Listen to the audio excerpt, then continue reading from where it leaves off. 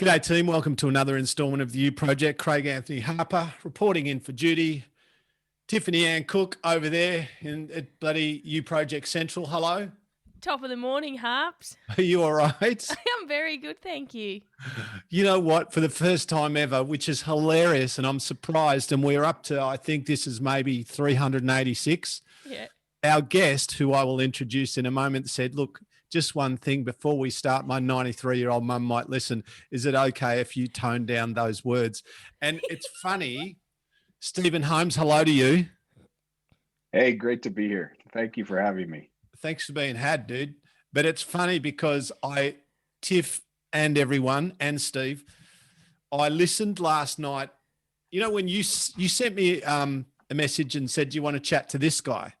And I'm like, who's this guy? I know that name, I think. Who's this guy?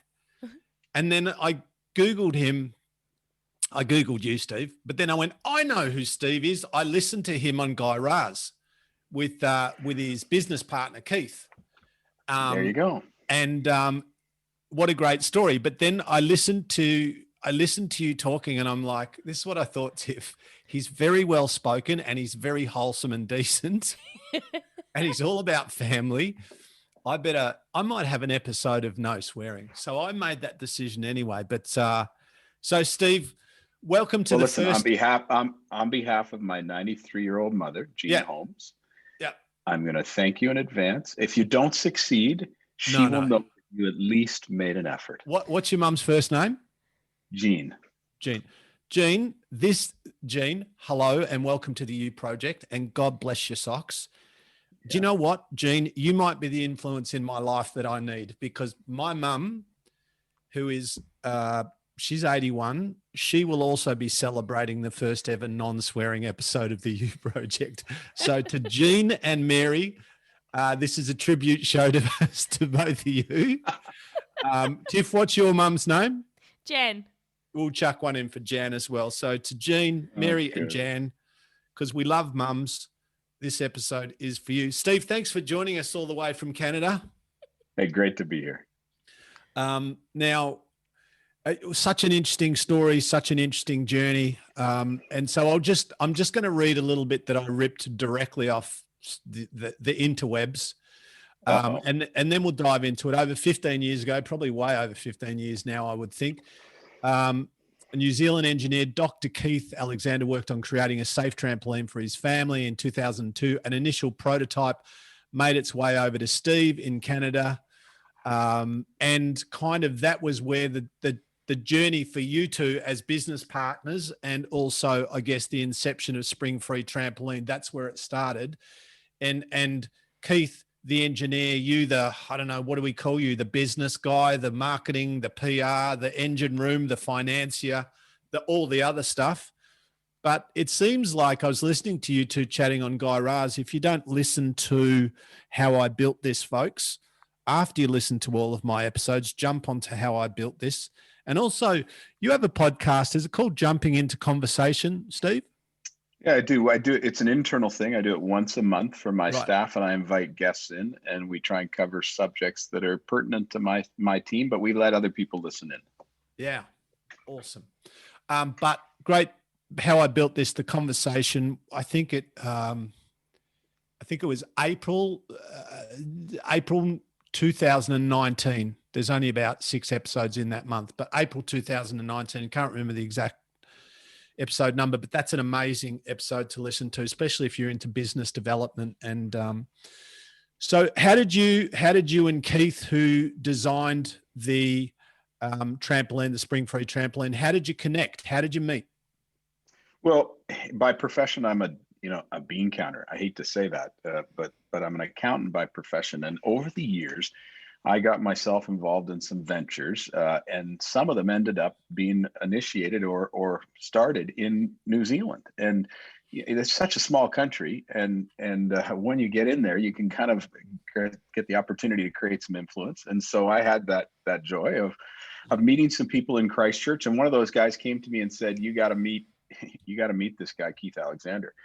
And so Keith and I met, and he showed me his trampoline and I said, "Not interested. There's nothing about this that interests me." But that was before Zoom or Skype or anything else. That was over the telephone. And the next time he said to me, look, when you get here, will you at least meet the guy face to face? I said, sure, I'll do that. And that was April of 2002. Met Keith face to face. And I walked away and I said, I have no idea why I'm doing this, but let's do it. Let's do it. And because pardon me, I don't want to jump into something more serious, but to me, it's all about creating some sense of purpose in your life. And my life purpose statement is really simple. Life is about giving. I saw this amazingly brilliant engineer who had spent 15 years trying to figure something out and probably had exposed his kids to more danger than anything else. And I went, man, we can do this. We can do this. And that's kind of how it started. And it's been a heck of a lot of fun since. And also he is so passionate about engineering and design and creation, and to hear the work that he put into that. And it seems like you two guys were, like the perfect fit in terms of background and skill set and understanding of each of your individual roles. But also it seems almost quite atypically, you guys are still really tight, like still really good friends. Yeah, I mean, it's funny when we get everybody globally together. I bring them together once a year, and Keith comes and he'll sit in the room, and he's often very quiet and reserved. And at the end of the day, he'll come up to me and say, in a loving way, I'm really upset with you, or something like this. And you kind of go, oh, okay. But we could do that. And he's just this is a guy who has a heart of gold. And when you talk about engineering, he absolutely unequivocally is 100% committed to creating things that make the world better. That's it, to make the world better. And so when you look at our trampoline, lots of people may say, oh, this, that, the other thing. I can tell you 100% of the energy that Keith Alexander ever does is to try and say, how do I make it better? How do I make it better? And we've been the beneficiary of that. And so you can't help but stay friends with a guy like that. He's just gold. Have you always been a bit of a visionary in terms of taking something that's got a lot of potential and trying to, turn up the volume on it and pushing it out into the world and building something? Is that your default setting? Is that your natural personality?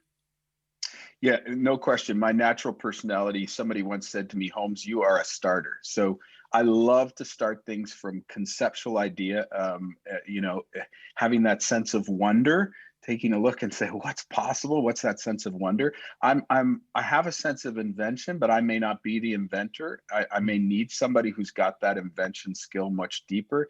And then my goal is to try and discern and say, how do you take this to market?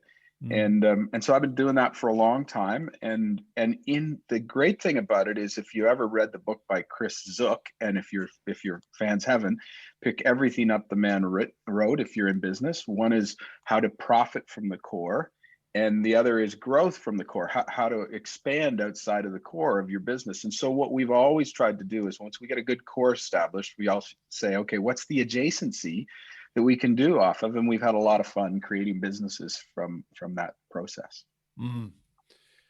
Tell us about the need the need to create this. Like, I forget this. I think the statistic was something like 90% of the injuries that were happening on trampolines back in the day were from the springs and the metal and the frame and all of these things. Was this the catalyst? Was this what was recognized? Yeah. Was that the starting point? Yeah, it was. I mean, if you listen to how I built this, the starting point was really simple. Keith Alexander went to his wife when they first had young kids and said, I want to buy a trampoline. And she said, under no circumstance are we getting a trampoline. They're way too dangerous.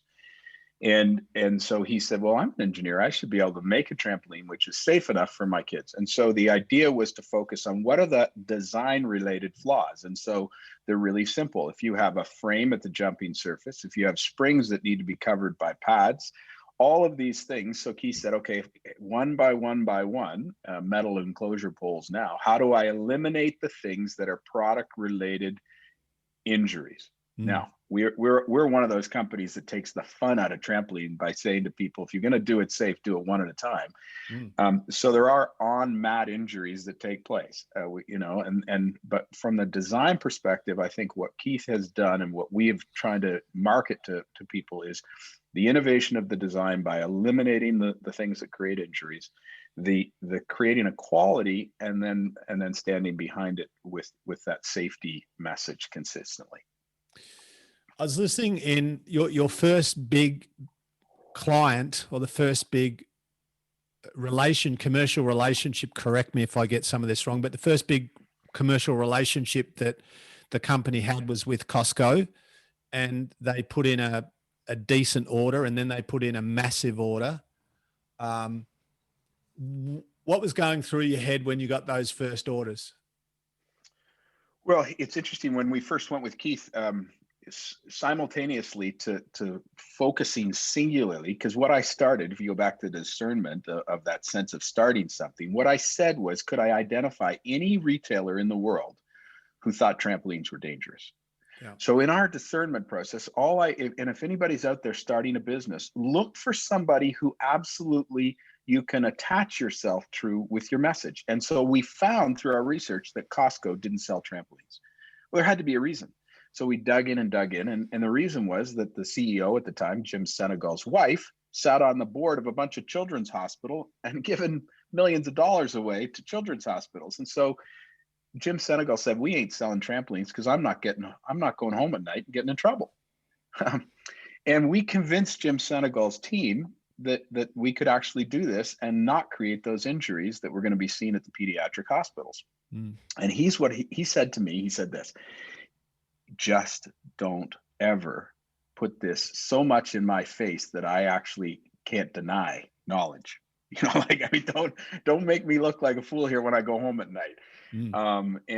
So what happened to us, in fairness, was that we took that energy that came out of that first order and we said, okay, what does this look like? And we kept seeing momentum.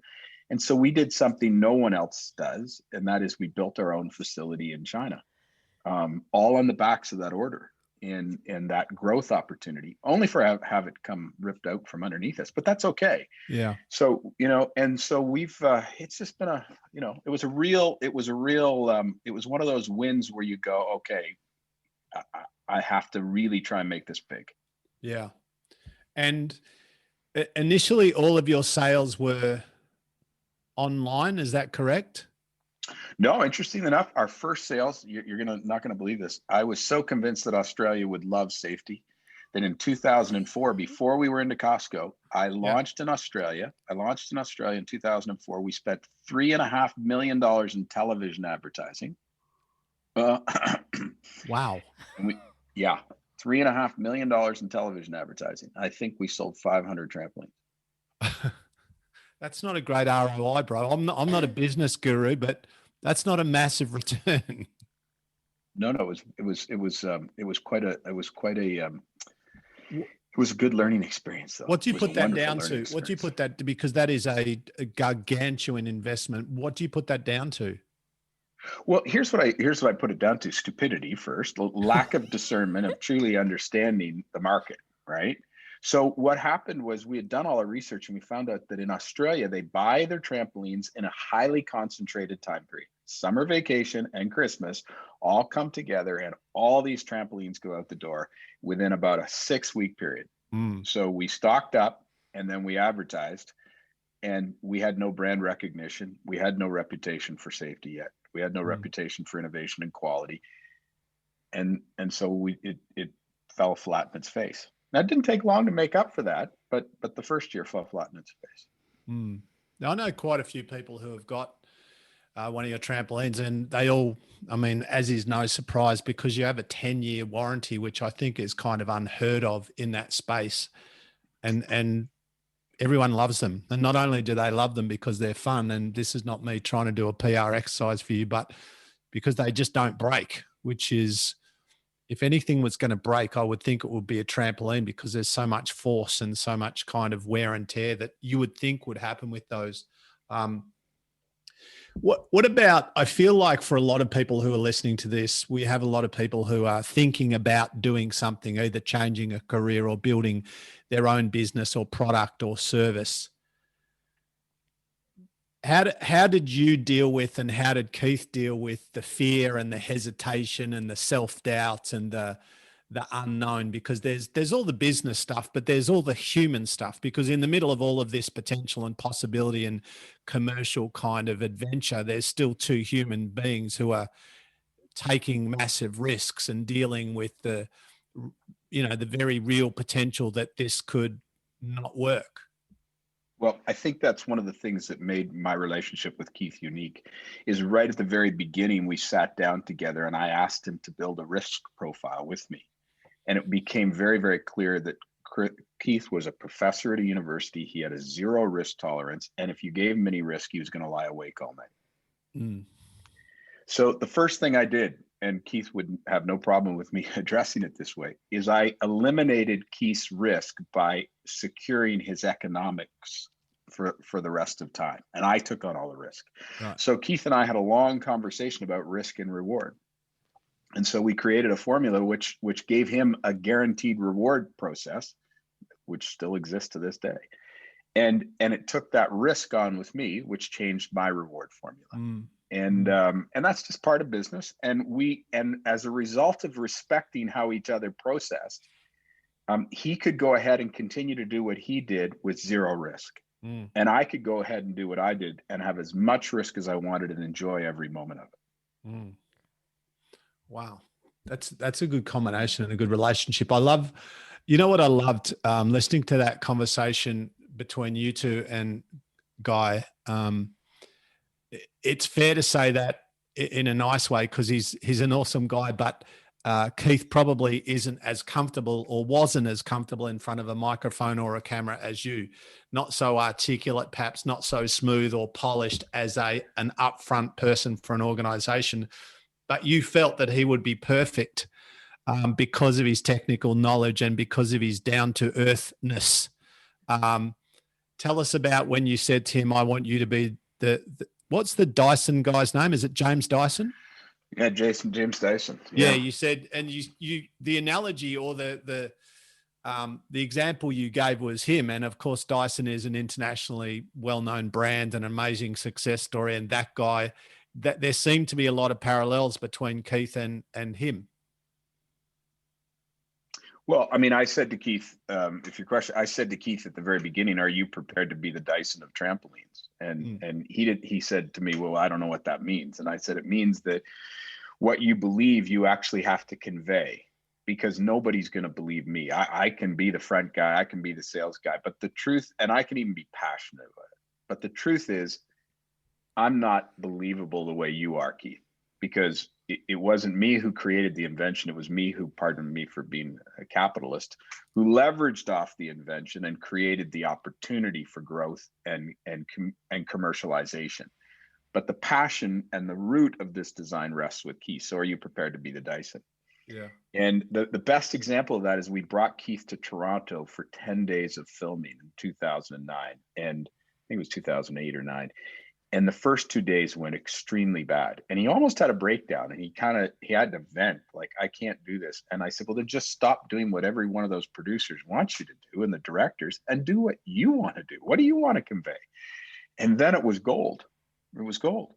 And so that, I think that, anytime any of your listeners are starting a business, that passion has to be real. That passion has to be genuine. That passion has to be rooted in reality. And that's what it is with Dr. Keith Alexander. And our organization has adopted that. So, my staff, the best part of business is people. The worst part of business is people. So my staff have adopted that globally, that same level of passion and commitment. And so it's a wonderful experience for all of us. I kind of like his almost, I mean, obviously he's a lot more polished now, but I imagine back in the day he would have been almost in front of a camera, like a little clunky and a little awkward. But what I loved about hearing him talk about the development and the design and the product and the business was he just sounds totally, as do you, but because he's not he's not a professional speaker, or he's not a businessman per se, although he is, but he's really an engineer. He's really an academic. He's really a professor. And to hear him talk, there's nothing about him that says salesman. And Aussies love that. Aussies love that. This guy is just the real deal. He's just talking about something that he's passionate about. And it's really interesting, I think, when you have a product or a brand or something that you genuinely believe in. It's not like, well, this is a good product, we can make lots of dough, but this is a thing that I know this is amazing. Then you don't need to be the salesperson. You just need to talk about, the thing that you know is amazing and how it developed and what it can do for people. And I think it kind of, like, I think your product, and this is no revelation to you, but it sells itself. It's such a great idea. Well, I mean, it was really Keith in the early days, Keith, the inventor, he came up with the marketing theme for us, which is people need to see us, they need to understand it. And then if they do those two things, his perspective is either they will choose our product or they'll choose no trampoline. Now there's some economics involved, of course. But just last week in Australia, or 2 weeks ago, Choice, which is an Australian agency that evaluates products and determines, and they have a standard. And once again, for I think the third consecutive reporting period, which is every 2 years, we were the only trampoline that passed their standards. Well, you need to understand that Keith, this is a moment for Keith. When we put those products in front of standards people, this is his moment. This is where he says, okay, I must deliver what we committed to. And so that see us, know us, choose us for us is about getting in people's backyards and then supporting them as best we can. Now we're going to screw up occasionally, like every customer service department does, but I'll tell you, the people who are in our department want every backyard to be a fun, safe backyard. 100%. When you look back from where you were to where you are now, what are some of the things that you shake your head at in terms of mistakes that you've made, or lessons learned, where you go, I would never do that again? What was I thinking? Well, that's really hard. And the reason it's really hard is because I'm not typically somebody who looks back very often. So right. Good judgment comes from experience. Experience comes from, some people might say, learning from your mistakes. I would say recording your mistakes. So when you write them down, sometimes they become a little bit more real, and you don't actually. So I don't know that I'd look back to you, because I could easily say to you that when in April of 2008, when we built a factory in China, that was the dumbest time. It was just before the global financial crisis. Costco pulled its plug on us. We had just invested a huge amount of money, and we lost a huge amount of money. So. But was that a regret? No. Why no? Lots of people are critical of Chinese manufacturing. I accept that. We use our raw materials come from New Zealand.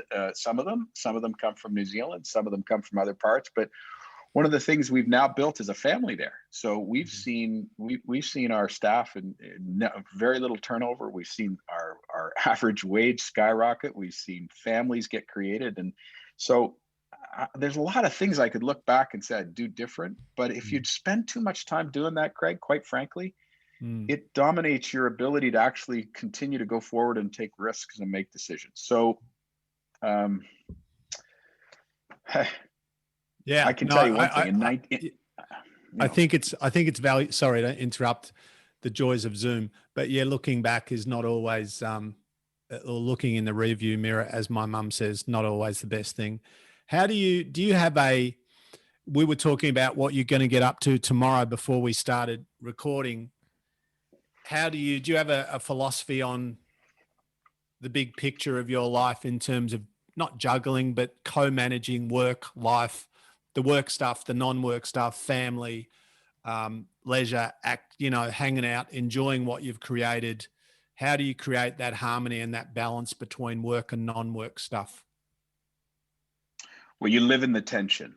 So I'm not a big fan of the word balance. So you live in the tension. Sometimes the pendulum swings the right way, and sometimes it swings the wrong way.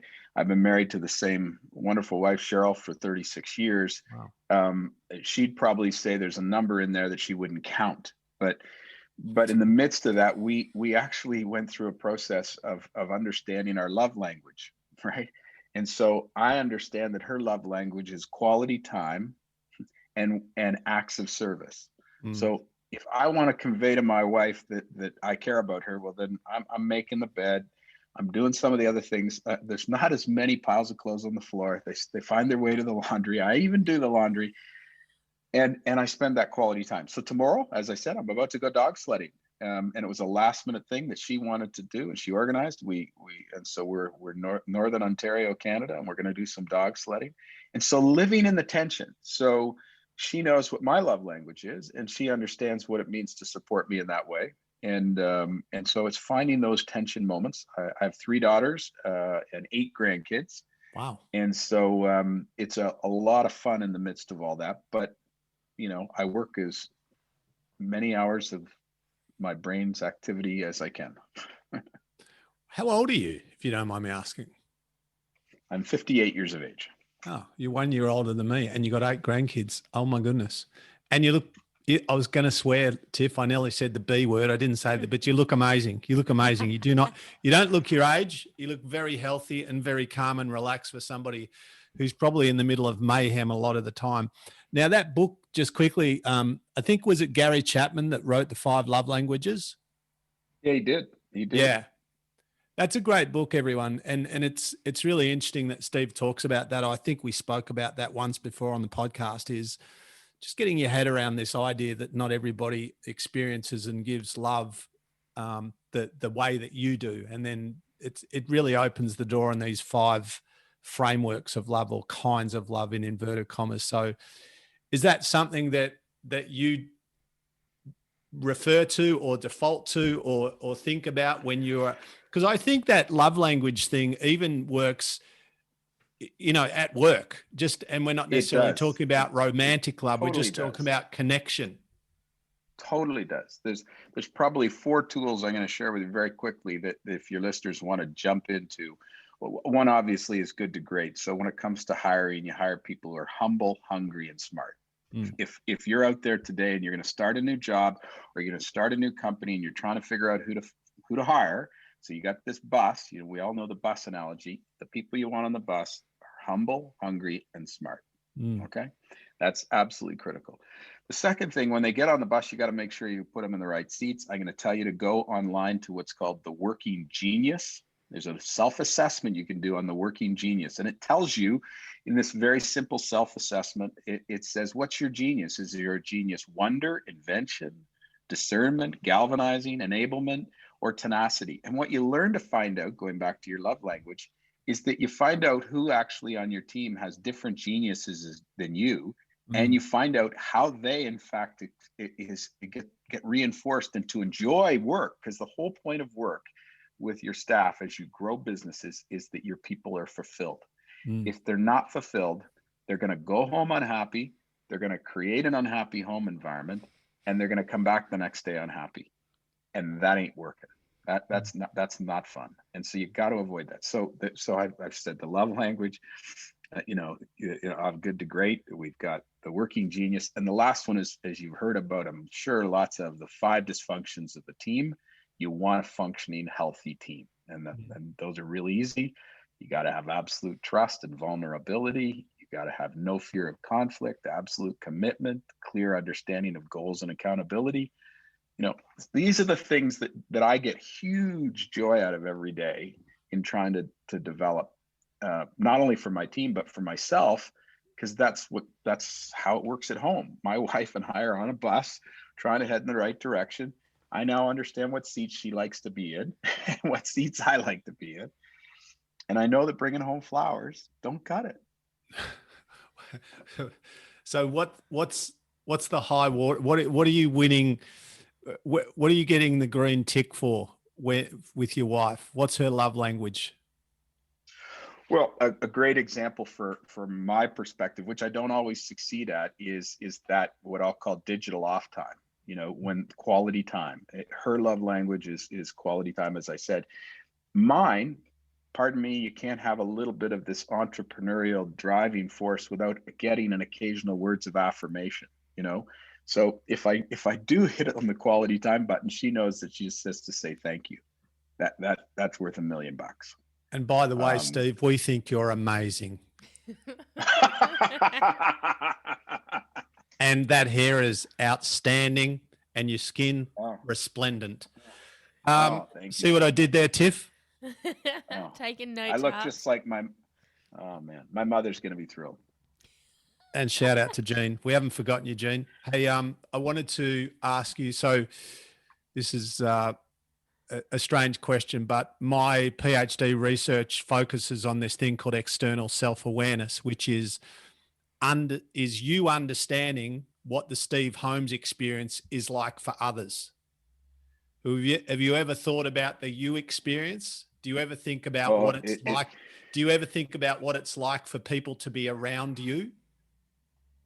It's an activity that happens regularly, and it's where my love language, I have to wilter a bit, because what happens is I find out where my flaws are quickly, and so I don't get those words of affirmation, but usually in a loving way. So if you think about in the work environment where my genius is discernment and invention, I walk into a room and I throw out these things, and the people who are there are trying to enable or encourage other people, or tenacity to get the job over the finish line. They look at me and they go, just leave us alone. Just leave us alone, please. Leave the room. You are disruptive. So I sometimes have these tools that I constantly am trying to evolve and work on. Your PhD is so critical, because nobody can afford to do 360s all the time. So having that self-awareness and being able to stop, I recognize it in yourself. That is such a huge thing. And I have no idea where you're on your journey and where your book will end, but let me say this: if you can figure out how to teach it without having everybody to go through 360 evaluations, it would be wonderful. Yeah, well, that's what I'm trying to do. So when that book comes out, I'll definitely send you a copy. You know, you said something interesting before about the best thing about business is people, the worst thing about business is people, or something to that effect. And it's funny because more and more, my main job, in inverted commas, is becoming podcasting, but my main job generally is corporate speaking. And I do a lot of that. And it's funny when people say to me, what do you, I'm in businesses, I'm talking with business people. I talk at conferences and I run workshops and seminars and full days and 1 hour keynotes and all of those things that speakers do. But ironically, I don't talk about business. I talk about people. And I feel like I sometimes feel like a fraud because I don't think I'm very good at business at all. I'm okay at it. I owned gyms for 25 years and I employed 500 trainers over that time, and it did okay. But I still don't, I think that was more just good fortune and good timing than good management. But I feel like in business that social and emotional intelligence are underrated. What do you think? I totally agree with that. I mean, I think emotional and social intelligence enable people to read the room, to adopt quickly. It's so important. I'm considered an extrovert, I guess, right? Read the book by Susan Cain, and her book, I think, which is I got to remember the name of it. If it's Silence or what is it? I'll think of it in a minute. Which is, how does the world get the most out of introverts? It's And what I quiet. find in our It's called organization, quiet. quiet. I knew it was something there, but quiet. That's exactly it. And how to get the most out of introverts. And what I find in our organization is a lot of that emotional and social intelligence rests with people who are incredible listeners. And so how do you stop long enough to allow them to engage in a meaningful way to get that richness out? Because so many of us that just love to go don't have enough time don't take the time necessary to do that. And so I think it's critical. It's such an important part of just evolving a business and getting the right people on the bus. How do you, like, you're normal, you're human, well, mostly human, 10% cyborg mainly, but let's go with mostly human. How do you manage fear? How do you, like, what are the things that scare you? How do you use fear? Yeah.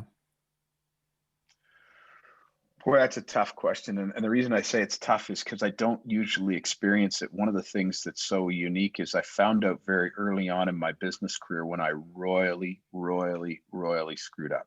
I can't tell you how bad it was. It was really bad. Hmm. And I picked up the phone and I phoned my dad.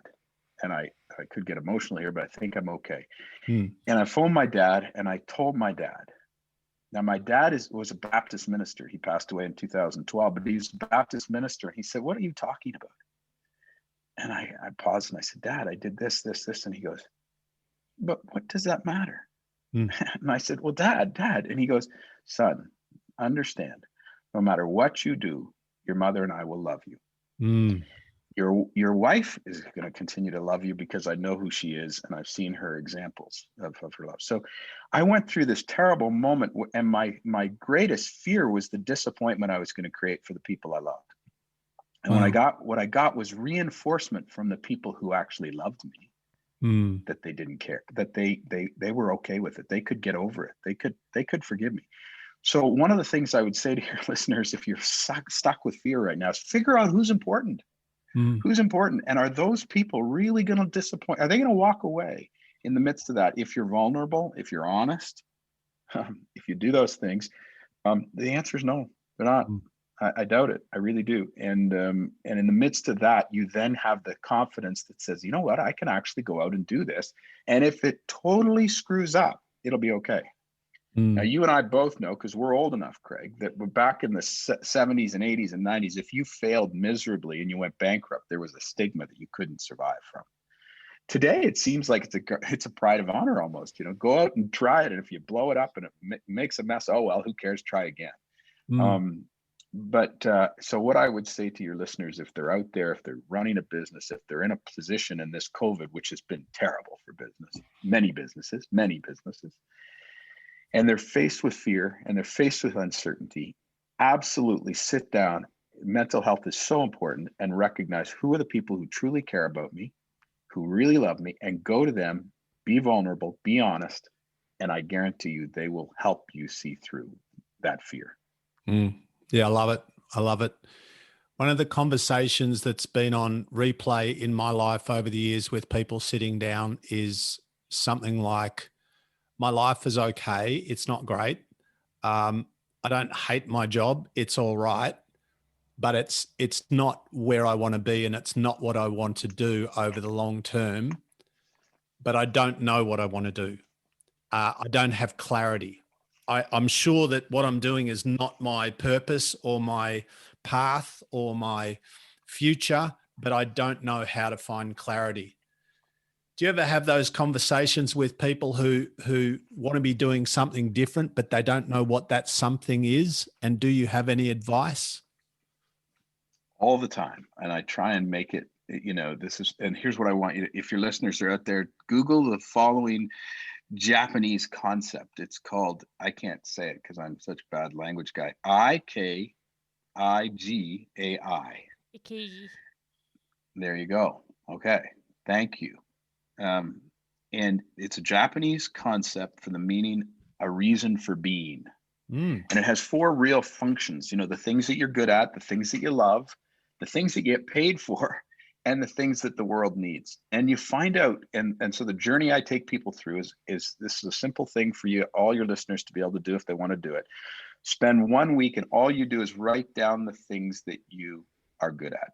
Nothing about bad, nothing about needs for improvement. Just write down for the week everything you're good at. Man, I'm pretty good at laundry. Holy smokes, can I make a peanut butter sandwich? Just write down the things you're good at. He's Nothing describing else. my skill set right now. That's about the end of it. Nothing else. Just the things you're good at. That's your only list. Find 3 people you really like. Take them that list and say, hey, go through my list. Am I good at something else that I haven't written down? Just help me. It's a half an hour exercise, Next week, second week, or you can even truncate this into 1 day if you really want. What are the things you love? What are the things you love, right? What are the things you love? You jump down to the third one, because what the world needs is so hard, which is which is, what do I need to make? Okay, so I got to put food on the table. I got to pay rent. I got a car lease. I got my entertainment on the weekend. So how much money do I really need? And you find the thing that here's what you might come away with, Craig, is that you're not going to get that meaning from your job because your job's a vocation. Right. So you need to find your meaning someplace else. And maybe it's what the world needs. Maybe you got to go volunteer. Maybe you got to invest in somebody else. And I would say that Japanese concept, the reason for being, is an extraordinary tool. It's easy to Google, you'll see it, and you can find the in-betweens. And when you get to the center where you've got perfect balance between passion and mission and profession and vocation, you've achieved meaning. And it's a simple tool. I love it, and I share it with as many people as I can. I love that. I feel like a lot of people have an idea of where they want to be, or they have a goal. So this is a philosophical question. It's just an opinion, which you may or may not. Well, I'm actually sure you're going to have an opinion on. But why do you think so many people have a vision of, right, I want to own this, earn that, be in that spot, I want to earn 200 grand a year. I want to lose 10 kilos. I want to live in that house, drive that car, be in that position, achieve that academic qualification. And underneath, and one of the drivers is that when I do that, own that, earn that, look like that, one of the drivers is, well, then I will be happy. Then I will be fulfilled. Then life will be good. And you know what I'm going to say is that invariably people get there and it isn't good. They aren't happier. They aren't more fulfilled. Sometimes they are, not often, and sometimes they are for a period of time. Why do you think that is? Why do you think we wherever we are, it's not where we want to be? Like, you really rarely hear people say, okay, where I am right now is it. I don't want any more. I don't want to change. I don't want, like, this is it for me. Well, that's a huge question. I mean, you had a guest. No pressure. No pressure. But you are wise and 58, so no pressure. Okay. Well, you had a guest that talked the other night on one of your episodes, maybe 2 episodes ago, about life after. Is there life after? Yeah, Bobby. And so there are some people who measure that against that standard.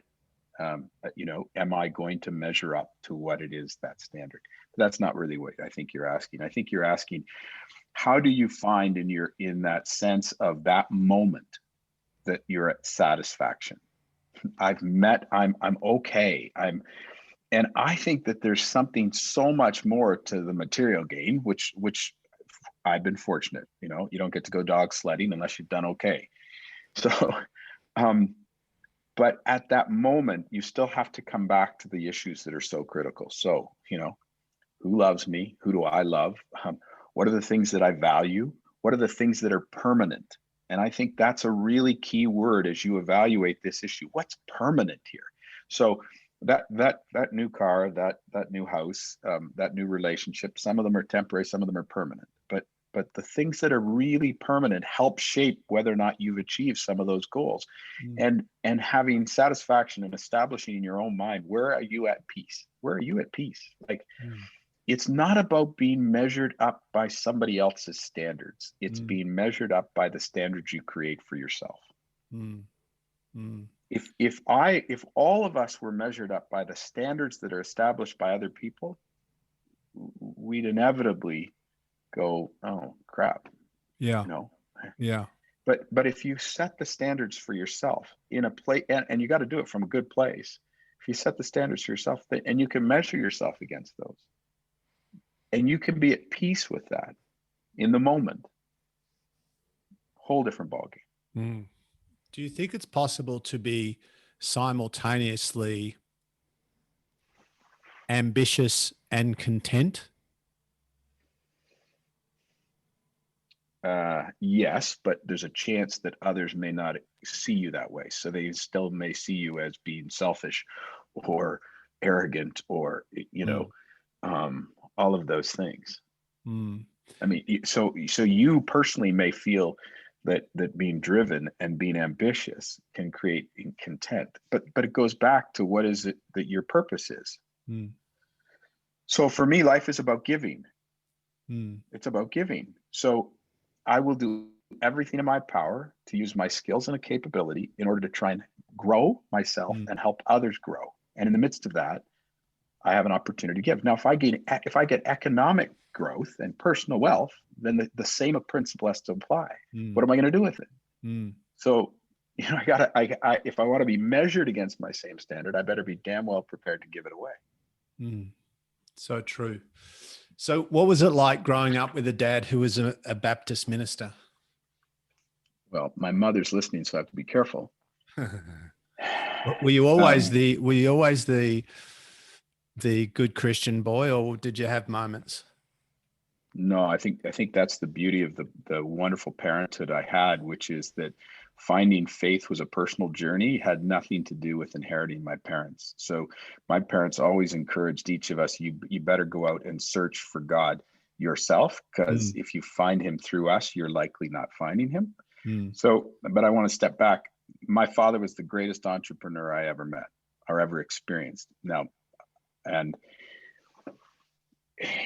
the reason being is, you just imagine, you got a big church, the politics in church, the blame and judgment that takes place in church. I mean, holy smokes, you know, and every Sunday you're trying to sell somebody on eternal life, which they can't actually know for sure if it exists. So true. And he didn't get paid to do it. I mean, like, you know, I mean, I wrote my dad a letter once and I said, Dad, you were the greatest mentor and example I'll ever have. The difference is I'm trying to sell trampolines and you were trying to sell eternal life. That is so true. How big was his church? I think the biggest church, you know, on a Sunday morning, we had, you know, there's 3 services. This goes back into the 70s and 80s when I was a kid still at home. But, you know, I think it was 1,500 people on a Sunday morning. That's a lot of people. Back then I had to go to church at 8:45 on the Sunday morning, and then Sunday school at 9:45, and then church again at 11, and then church on Sunday nights at 7. And boy, when you're a teenager in the midst of sin, that's a pretty hard go. Yeah. Don't tell me you were a backslidden teenager. I find that hard to believe.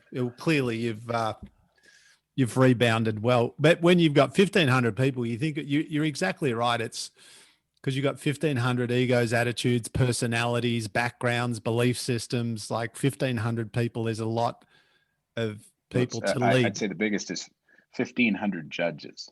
I mean, Yeah, you know, one of the things that is just crazy, right? That's the hard one. So your dad was a leader and you're a leader. Do you have a leadership style, or is that the wrong word? But you know what I'm asking. Or a leadership philosophy, perhaps. Well, I mean, I would say my leadership philosophy, although I'm still never, you know, I'm not succeeding in it, goes back, you know, life is about giving. And so I'm going to give. And so, you know, I got connected to 2 young Aussies who I've funded a new business in Canada. And they were 2 young Aussies who I embraced and went, okay, these guys are really good guys, and they're highly passionate about this new business. So I ended up funding it. And so that's the kind of the giving side. So if I have a business philosophy, what I have to absolutely say to all my staff at any given time is my phone is open, my door is open. There's never a day. And if I don't give you, because just to be clear, you know, most people might experiencing me, and probably a little bit like you, Craig, there's a little bit of multitasking constantly going on. And so people will look at you and they actually don't think you're paying any attention to them. And so I've actually made a commitment to my staff. When you come to me, when you phone me, you ask me, are you providing me with the attention that I otherwise deserve? Wow. And there's a little bit where you go, there's a little bit where I can go, you stupid little, what are you asking me like that for? But then, you know, you kick in and you go, okay, stop. Put the pen away, put the computer away, put the cell phone away. Take a deep breath. This person is asking for your attention. So if there's a philosophy I have, which is every person deserves the moment that they've asked for. And if I invest in them, I'll get a big, huge return. Yeah. When you're busy, and it's the same with everyone, when you're busy, just to be truly present with another human being in that moment looking them in the eye, just being there, not being anywhere else, mentally, emotionally, physically, being very, very present. It's a gift. I hate it when I'm talking to somebody and I know they're not present because I'm an only child. I need a lot of attention. So Steve, we could talk to you all day. I love your wisdom and I love your stories, and you know, you don't need my congratulations, but but let me just say this. Let me say very quickly before we finish. This is not my wisdom. So there's no original thought that I have. All of that is what everyone who's starting a business needs to understand. You must invest in learning. The minute you stop investing in yourself and in learning it's a great reason to listen to your podcast. The minute you stop investing in learning and think you've got it, you're screwed. Yeah, I love that. Well, I was going to wind up and I will wind up, but I feel like you are an innate teacher too. I feel like if you ever want to stop making trampolines and creating new businesses, you could be a teacher. Anything you want to leave our listeners with? So a lot of the messages that we get are people who feel like, you know, they've perhaps wasted, which they haven't, but they feel like they've wasted time and talent and energy. And, you know, anything you'd like to share with those people to encourage or support them towards, you know, building their best, whatever, life, business, career, relationships? Well, first, take some moment for yourself. You know, we come in a place in society today where taking time for yourself is often viewed as a little bit of selfishness. But first, take time for yourself, be at peace with who you are at the moment, and then invest in yourself. Decide when you say you're unhappy with if you're out there today and you're listening and you're just not sure where you sit and whether or not you've wasted things, the answer is you haven't. The answer is at any given time, you can take a moment to a self-assessment, set a new path, invest in yourself to do it. How you measure success is your decision. Mm-hmm. You can use other people to help you and be accountable, but you need to determine how success is measured. But make sure you set those goals and those bars and work with it. And I would reinforce, there is nothing more important than spending a bit of time with the people you absolutely know love you, being vulnerable and asking for their help. Mm. Love it. Perfect to finish on now. I know you don't need any promotion, but for people anywhere in the world who want to get their hands on or their body on a spring-free trampoline, can you steer them? Is there a global website or is it different country to country? Springfree.com. Springfree.com. It's geographically based, and we've got new AR and some AI so that you can augmented reality, so you can place a trampoline in your own backyard and figure out the right size and the combination. So springfree.com. If you're in Australia, it'll take you to the .au site. If you're in New Zealand, it'll take you to .co.nz. If you're in Canada, it'll take you to .ca. But we try and be, as much as we say Keith Alexander is the Dyson of trampolines, we try and be the Patagonia of trampolines. When you buy us once and we'll take care of you. Perfect. Stay on the line if you would, good sir. Tiff, thank you. Thank you. Thank you, Stephen. That was great. Thank you for having me, Tiffany. I diligently sat and took notes. We'll put all of that in the show notes too. Appreciate you, Stephen. Thanks so much. Thanks, everyone. Love you guts. See you next time.